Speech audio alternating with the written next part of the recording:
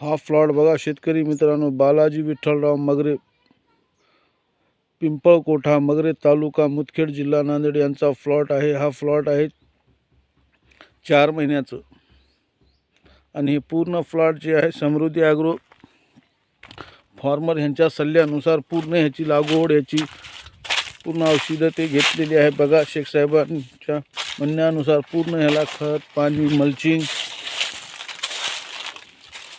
समृद्धी agro bacteria salary पूर्ण त्यांनी दिलेली आहे। थंडीमध्ये पण प्लॉट माझा असा आहे।